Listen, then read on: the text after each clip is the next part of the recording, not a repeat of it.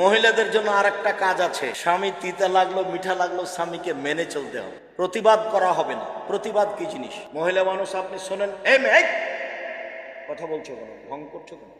শোনেন, আপনি মহিলা মানুষ, কোন সময় প্রতিবাদ করবেন না আর অভিমান করবেন না, সংসার সুন্দর হবে। প্রতিবাদ করলে আর অভিমান করলে শয়তান আপনাকে পাগল বানাবে। অভিমান কি জিনিস? তোমাকে একটা ভালো শাড়ি নিতে বলেছিলাম কতদিন আগে, তুমি করলে না, তুমি আমার কথা মানো না। তোমাকে আমি এই জিনিসটা আনতে বলেছিলাম, তুমি কোনোদিন আনলে না। তখন খালি শয়তান ওই মহিলাটাকে বলবে, দেখ না তোর স্বামী কোনোদিন কোনো কথা মানে না। আবার বলবে, দেখ না তোর স্বামী একদিনও মানেনি। অভিমান করলে কে সুযোগ পায়? শয়তান সুযোগ পায়, অভিমানই নাই। আমি সাধারণ ঘরের মেয়ে, আপনার বাসায় এসেছি, যেভাবে রাখবেন সেভাবেই থাকবো।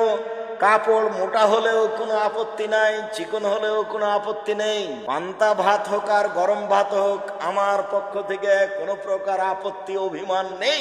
তখন শয়তান কি করবে? তাহলে গেলাম প্রতিবাদ। হ্যাঁ, তুমি আমার মাকে কথা বললে কেন, তুমি আমার মাকে এভাবে বলবে কেন?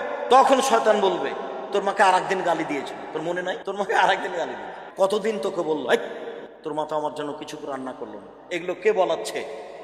শয়তান বলাচ্ছে। যার জন্য মহিলাদের অভিমানও থাকা হবে না, প্রতিবাদও থাকা হবে না। বুঝা যায় না কথা না? অভিমানও থাকা হবে না, প্রতিবাদও থাকা হবে না, তাহলে সংসার সুন্দর হবে।